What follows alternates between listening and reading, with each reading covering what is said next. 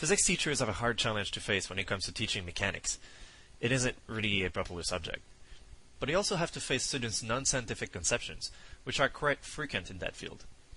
It is now known from scientific studies in education that these conceptions are especially hard to change, and that teachers really need to take them into account.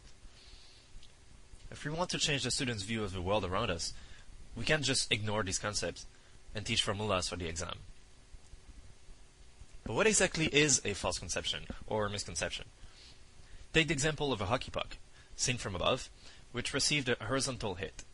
It's traveling at a constant speed in the right direction without any friction. If we hit the puck upward with the same force, what's going to be the new trajectory? You can get the answer by adding both velocity vectors, which will result in a 45 degrees trajectory since both hits were of equal force. This question, usually viewed as trivial by teachers, is actually missed by a lot of students that finish their high school physics courses. When given the choices, some of them will think that the hit will influence the puck, but gradually. It is also possible for them to think that the force will dissipate over time. Another popular answer is one that totally makes abstraction of the initial speed. Students often have, as a general rule of thumb, that the last force to influence an object entirely dictates its trajectory. These misconceptions are totally normal. They actually help us do better in the real world. When I play hockey, it really feels like my slap shot is the only thing that determines the puck's trajectory.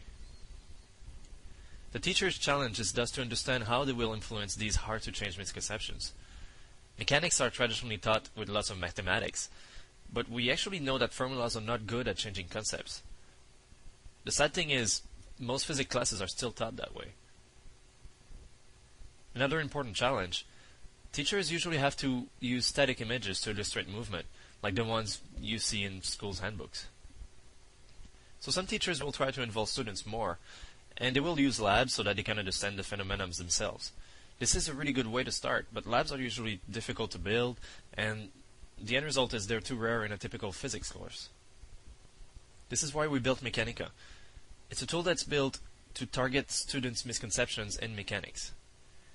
It is designed to be used as a homework, with 5 series of around 10 levels each, focusing on specific notions.